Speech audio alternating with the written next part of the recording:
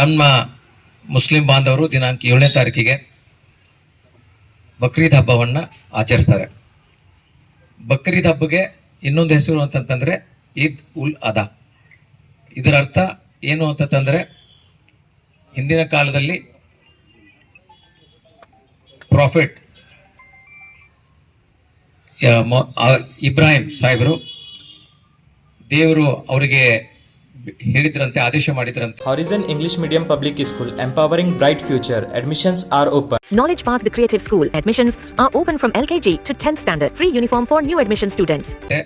ನೀವು ನನಗೆ ಕೆಲಸಕ್ಕಾಗಿ ನಿಮ್ಮ ಮಗನನ್ನೇ ನಮಗೆ ಒಪ್ಪಿಸಬೇಕು ಅಂತ ಹೇಳಿದಕ್ಕೆ ಖುದ್ದಾಗಿ ಅವರು ಏನು ಮಾಡ್ತಾರೆ ಅಂತಂದರೆ, ಅವ್ರ ಮಗನಾದ ಇಸ್ಮಾಯಿಲನ್ನ ದೇವರ ಸಲುವಾಗಿ ಸ್ಯಾಕ್ರಿಫೈಸ್ ಮಾಡ್ತಾರೆ ಅಂತಿಕೊಂಡು ಹೇಳಿ, ಆ ಹಬ್ಬದ ನಿಮಿತ್ತ, ಹಬ್ಬ ಅಂತ ಅನ್ನೋದಕ್ಕಿಂತ ಇದು ಒಂದು ಸ್ಯಾಕ್ರಿಫೈಸದ ದಿನ. ಅಂದರೆ ದೇವರು ಒಬ್ಬನೇ ಇದ್ದಾನೆ, ಅವನು ಎಲ್ಲಿದ್ದಾನೋ ಗೊತ್ತಿಲ್ಲ. ಆದರೆ ಆ ದೇವರು ಏನು ಕೇಳ್ತಾನೆ, ದೇವರ ಮಕ್ಕಳಾಗಿ ನಾವು ಅವ್ರು ದೇವರು ಕೇಳಿದ್ದಕ್ಕೆ ನಾವು ಬಿಂದಾಸ ಕೊಡ್ತೇವೆ, ಅವ್ರು ಏನು ಹೇಳ್ತಾರೆ ಅದಕ್ಕೆ ನಾವು ಎಸ್ ಅಂತೀವಿ ಅನ್ನೋಂಥ ಒಂದು ಸಂಕೇತ ಸಲುವಾಗಿ ಹಬ್ಬದ ನಿಮಿತ್ತ ಸ್ಯಾಕ್ರಿಫೈಸ್ ಅಂದರೆ ಜೀವನದಲ್ಲಿ ಕೊಡಲಿಕ್ಕೆ. Noble public school, admissions are open. इल्म ही आदमी को इंसान बनाता है. Excellent English medium public school, admissions are open. Madina colony, main road, Basavakalyan. Al-Amin English Medium Primary and High School, Baswa Kalyan. Secure your child's bright future today. Free admissions, limited seats available.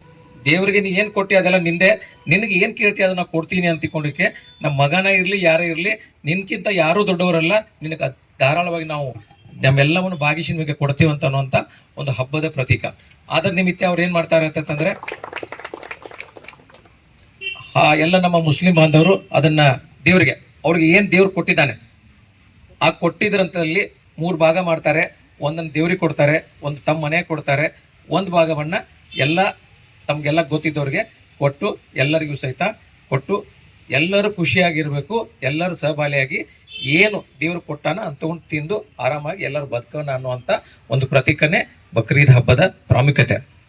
ಈ ಹಬ್ಬದ ನಿಮಿತ್ತ ನಾವು ಇಂದು ಶಾಂತಿ ಸಭೆಯನ್ನು ಕರೆದಿದ್ದೇವೆ. ತಮಗೆಲ್ಲರಿಗೂ ಸಹಿತ ನಾನೊಬ್ಬ DYSP ಆಗಿ ಕಾನೂನನ್ನು ಹೇಳ್ತೀನಿ.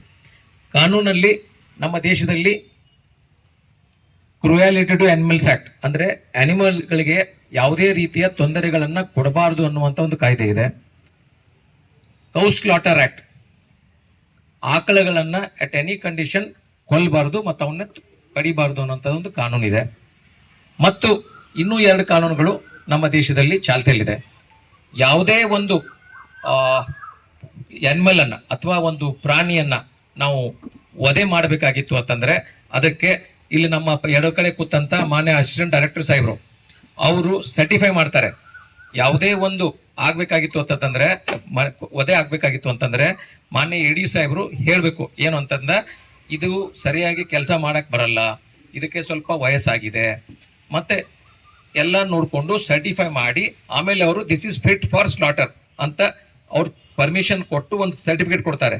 ಕೊಟ್ಟಂಥ ದನಗಳನ್ನು ಮಾತ್ರ ನಮಗೆ ವಧೆ ಮಾಡಲಿಕ್ಕೆ ಬರುತ್ತೆ. ಅದನ್ನು ತೆಗೆದುಕೊಂಡು ನೆಕ್ಸ್ಟು ನಾವು ತಿನ್ಬೋದು.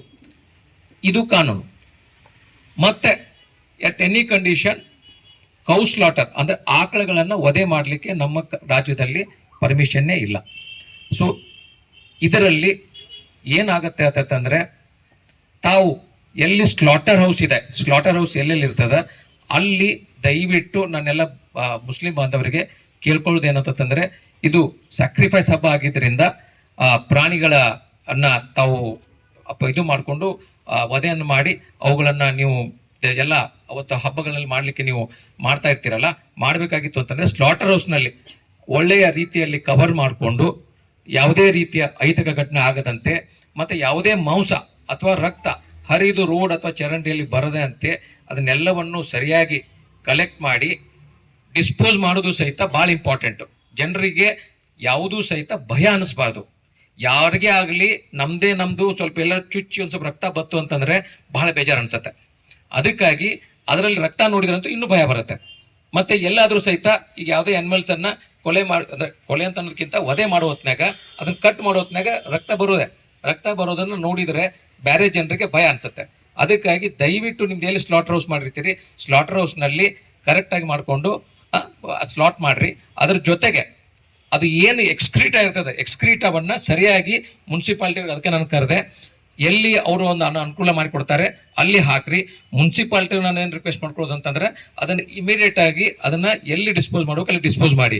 ಯಾಕೆ ಹೇಳ್ತೀನಿ ಅಂತಂದ್ರೆ ಅದು ಎಲ್ಲೇ ಒಗೆದಿರ್ತೀರಿ, ಒಗೆದಂಥದನ್ನ ನಾಯಿಗಳಿಗೆ, ಹಂದಿಗಳಿಗೆ, ಅವಕ್ಕೆ ಇವಕ್ಕೆ ಅದು ಇಷ್ಟ. ಅವು ಏನು ಮಾಡ್ತವೆ ಅಂತ ತೊಗೊಂಡು ಬಂದು ಎಲ್ಲೇ ತೊಗೊಂಡು ಚಕ್ಕೊಂಡು ಬಂದು ಎಲ್ಲೇ ಒಂದು ಧಾರ್ಮಿಕ ಸ್ಥಳದಲ್ಲಿ ಅಥವಾ ಎಲ್ಲೇ ಏನಾದರೂ ಎಲ್ಲೇ ಹಾಕಿದ್ರು ಅಂತಂದ್ರೆ ಅದು ಮತ್ತೆ ಬೇರೆ ವಿಚಾರ ಆಗ್ತದೆ. ಅದಕ್ಕಾಗಿ ವಿಷಯಕ್ಕೆ ಸಮಸ್ಯೆಗಳನ್ನು ಮಾಡಿ ಕೊಡಬಾರ್ದಾಗಿತ್ತು ಅಂತಂದ್ರೆ ತಾವೇನು ಎಕ್ಸ್ಕ್ರೀಟವನ್ನು ಎಲ್ಲಿ ಒಗಿತೀರಲ್ಲ ಆ ಒಗೆದ ಜಾಗವನ್ನು ಮುನ್ಸಿಪಾಲ್ಟಿ ಎಲ್ಲಿ ಮಾಡ್ತಾರೆ ದಯವಿಟ್ಟು ಅಲ್ಲಿ ಹಾಕ್ರಿ. ಅಲ್ಲಿ ಹಾಕಿದ್ದನ್ನು ಅವ್ರು ತೆಗೆದುಕೊಂಡು ಬೇಗನೆ ಡಿಸ್ಪೋಸ್ ಮಾಡಿಕೊಂಡು ಯಾವುದೇ ರೀತಿಯ ತೊಂದರೆಗಳಿಗೆ ಅವಕಾಶವನ್ನು ಕೊಡಬಾರ್ದು. ಒಂದು. ಎರಡನೇದು, ನನ್ನ ಮುಸ್ಲಿಂ ಬಾಂಧವರಿಗೆ ಒಂದು ರಿಕ್ವೆಸ್ಟ್ ಮಾಡ್ಕೊಳ್ಳೋದು ಏನು ಅಂತಂದ್ರೆ ತಾವು ಏನು ಒಂದು ಬಕ್ರೀದ್ ಸಲಾಗಿ ಏನೋ ತಗೊಂಡು ಬಂದಿರ್ತೀರಿ ಪ್ರಾಣಿಯನ್ನ, ಅದನ್ನ ಮನೆಯ ಮುಂದೆ ಕಟ್ಕೊಂಡ್ಬಿಟ್ಟಿರ್ತೀರಿ. ದಯವಿಟ್ಟು ಜನರಿಗೆ ಕೆಲವೊಂದು ಸಂಘಟನೆಗಳು ಏನು ಮಾಡ್ತಾರೆ ಅಂತಂದ್ರೆ ಅದನ್ನೇ ಒಂದು ದೊಡ್ಡ ಇಶ್ಯೂ ಮಾಡಲಿಕ್ಕೆ ನೋಡ್ಕೊಂಡು ಅದನ್ನೇ ಒಂದು ಫೋಟೋ ಹಾಕಿ ಸೋಷಿಯಲ್ ಮೀಡಿಯಾದಲ್ಲಿ ಹಾಕಿದ ಕೂಡಲೇ ಅದನ್ನೇ ಒಂದು ದೊಡ್ಡ ವಿಷಯ ಆಗ್ತದೆ. ದಯವಿಟ್ಟು ಈ ರೀತಿಯ ಆಸ್ಪದಗಳಿಗೆ ಯಾವುದೇ ಅವಕಾಶ ಬೇಡ. ದಯವಿಟ್ಟು ಹಬ್ಬ ಭಾಳ ವಿಜೃಂಭಣೆಯಿಂದ ಆಗಬೇಕು, ಖುಷಿಯಿಂದ ಆಗಬೇಕು, ಸ್ಯಾಕ್ರಿಫೈಸ್ನಲ್ಲಿ ರೀತಿಯಲ್ಲಿ ಆಗಬೇಕು. ಆ ರೀತಿಯಲ್ಲಿ ತಾವು ಈ ರೀತಿಯ ಗಮನಗಳನ್ನು ನೋಡ್ಕೋಬೇಕು ಅಂತ ನಾನು ಈ ಮುಖಾಂತರ ತಮಗೆ ಕೇಳ್ಕೊತೀನಿ. ಅದರ ಜೊತೆಗೆ ಇಂಪಾರ್ಟೆಂಟ್ ಏನು ಅಂತಂದ್ರೆ ಸೋಷಿಯಲ್ ಮೀಡಿಯಾ ಈಗ ಏನಾಗ್ತಾ ಇದೆ ಅಂತಂದ್ರೆ ಎಲ್ಲೋ ಏನೋ ಆಗ್ತದೆ, ಇಮಿಡಿಯೇಟ್ ಆಗಿ ಸೋಷಿಯಲ್ ಮೀಡಿಯಾದಲ್ಲಿ ಯಾರೋ ಪಟ್ನ ಬಂತಿಲ್ಲ ಅದು ಶೇರ್ ಮಾಡ್ತಾರೆ. ಯಾರೋ ಆ ರೀತಿಯ ಅನಧಿಕೃತವಾದಂಥ ಸಂದೇಶಗಳನ್ನ ಶೇರ್ ಮಾಡಿದ್ರಿ ಅಂತಂದ್ರೆ ಅದು ಎಲ್ಲಾದರೂ ಅದರಿಂದ ಸಮಸ್ಯೆಗಳು ಪ್ರಾಬ್ಲಮ್ ಆಯ್ತು ಅಂತಂದ್ರೆ ಸಂಬಂಧಪಟ್ಟವ್ರ ಮೇಲೆ ನಾವು ಕೇಸ್ ಮಾಡ್ತೇವೆ. ಅದಕ್ಕಾಗಿ ಯಾವುದೇ ಅಸಂಬಂಧ, ಯಾವುದೇ ಗೊತ್ತಿರಲಾರ್ದು, ಖಚಿತ ಇರಲಾರ್ದಂಥ ಮಾಹಿತಿಯನ್ನ ತಾವೇನಾದ್ರೂ ತೆಗೆದುಕೊಂಡು ಮೀಡಿಯಾದಲ್ಲಿ ಬಿಟ್ರಿ ಅಂತಂದ್ರೆ ಅದನ್ನ ಖಂಡಿತವಾಗ್ಲೂ ನಾವು ಭಾಳ ಸೀರಿಯಸ್ ಆಗಿ ತಗೊಂಡು ಅವ್ರ ಮೇಲೆ ಖಂಡಿತವಾಗಿ ಆಕ್ಷನ್ ತಗೋತೇವೆ, ಕೇಸ್ ಮಾಡ್ತೇವೆ, ಅವ್ನು ಜೈಲಿಗೆ ಹಾಕೋದಂದ್ರೆ ಗ್ಯಾರಂಟಿ. ಅದಕ್ಕಾಗಿ ಸುಳ್ಳು ಮಾಹಿತಿಗಳನ್ನ ಮತ್ತು ಇಲ್ಲ ಸಲ್ಲದ ಮಾಹಿತಿಗಳನ್ನ ಯಾರೂ ಸಹಿತ ಸೋಷಿಯಲ್ ಮೀಡಿಯಾದಲ್ಲಿ ಬಿಡತಕ್ಕದಲ್ಲ. ಹಾಗೇನಾದ್ರೂ ಬಿಟ್ರೆ ಕಾನೂನು ರೀತಿಯಲ್ಲಿ ಕ್ರಮ ತೆಗೆದುಕೊಳ್ತೇವೆ. ಅದರ ಜೊತೆಗೆ ಇನ್ನೊಂದು, ಏನಾದರೂ ಯಾರೂ ಸಹಿತ ನೈತಿಕ ಪೊಲೀಸ್ಗಿರಿ ಮಾಡುವಂತಂಗಿಲ್ಲ. ಯಾರಿಗಾದರೂ ನಿಮಗೆ ಏನಾದರೂ ಸಮಸ್ಯೆಗಳು ಇದ್ದಿತ್ತು ಅಂತಂದ್ರೆ ಅದಕ್ಕಾಗಿನೇ ಸರ್ಕಾರ ನಮಗೆ ಬಟ್ಟೆ ಕೊಟ್ಟು ನಮಗೆ ಪೊಲೀಸರಂತ ಮಾಡಿ ಸರ್ಕಾರ ನಮ್ಗೆ ಸಂಬಳ ಕೊಟ್ಟು ನಮಗೆ ನೌಕರಿಯನ್ನು ಕೊಟ್ಟಿದೆ. ಅದು ನನ್ನ ಕೆಲಸ. ನಾವು ಮಾಡಲಿಕ್ಕೆ ಅರ್ಹರಿದ್ದೇವೆ, ಫಿಟ್ ಇದ್ದೇವೆ. ನಾವು ಯಾವುದೇ ರೀತಿಯ ಜಾಯಮಾನದಲ್ಲೂ ಸಹಿತ ಯಾರನ್ನೂ ಬಿಡೋದಿಲ್ಲ. ಖಂಡಿತವಾಗಿ ಕಾನೂನು ರೀತಿಯಲ್ಲಿ ಕ್ರಮ ತೆಗೆದುಕೊಳ್ತೇವೆ. ಆದರೆ ಯಾರಾದರೂ ಬಂದು ನೈತಿಕ ಪೊಲೀಸ್ಗಿರಿ ಮಾಡಲಿಕ್ಕೆ ಅಲ್ಲಿ ಇಲ್ಲೇ ಹೋಗಿ ಹಿಡಿಲಿಕ್ಕೆ ದಯವಿಟ್ಟು ತಾವು ಯಾರೂ ಹೋಗಬೇಡ್ರಿ. ನಿಮ್ಗೆ ಏನಾದರೂ ಇತ್ತು ಅಂತಂದರೆ ನಮಗೆ ಹೇಳಿ, ನಾವು ಖಂಡಿತವಾಗ್ಲೂ ಕ್ರಮ ತಗೋತೇವೆ. ಹಾಗೆ ಏನಾದರೂ ಕ್ರಮ ತಗೊಳ್ಳಿಲ್ಲ ಅಂತಂದರೆ ಬಂದು ನನ್ನನ್ನು ಕೇಳಿ, ಖಂಡಿತವಾಗ್ಲೂ ನಾನು ಆ್ಯಕ್ಷನ್ ತಗೋತೀನಿ. ಆದರೆ ಅದನ್ನು ಬಿಟ್ಕೊಂಡು ನೀವು ಹೋಗಿ ನೈತಿಕ ಪೊಲೀಸ್ಗಿರಿಯನ್ನು ಯಾರೂ ಮಾಡುವಂಥದ್ದಿಲ್ಲ. ಒಟ್ಟಾರೆ ನಾಳೆಗೆ 7ನೇ ತಾರೀಕಿಗೆ ಬರುವಂಥ ಹಬ್ಬದಲ್ಲಿ ಎಲ್ಲ ನನ್ನ ಮುಸ್ಲಿಂ ಸಹೋದರರಿಗೆ ಮತ್ತು ಹಿಂದಾಗಡೆ ಹಿಂದೂ ಸಹೋದರರಿಗೆ ಇದು ಬಲಿದಾನದ ಸಂಕೇತ.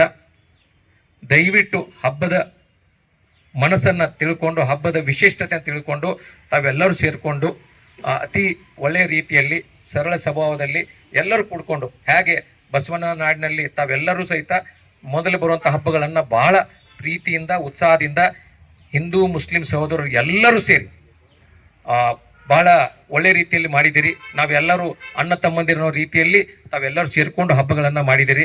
ಇದಕ್ಕೆ ನಾನು ಎಷ್ಟು ಶ್ಲಾಘನೆ ಮಾಡಿದರೂ ಕಡಿಮೆ. ಯಾಕಂದರೆ ಯಾವುದೇ ಹಬ್ಬ ಬರಲಿ, ಬಸವಣ್ಣನ ನಾಡಿನಲ್ಲಿ ತಾವೆಲ್ಲರೂ ಸಹಿತ ಗಣೇಶ ಹಬ್ಬ ಆಗಲಿ, ಈದ್ ಮಿಲಾದ್ ಆಗಲಿ, ಮೊನ್ನೆ ರಾಮನವಮಿ ಆಗಲಿ, ಎಲ್ಲ ಹಬ್ಬಗಳನ್ನು ಎಲ್ಲರೂ ಸೇರಿಕೊಂಡು ಭಾಳ ಅನೋನ್ಯವಾಗಿ ಚೆನ್ನಾಗಿ ಮಾಡಿದ್ದೀರಿ.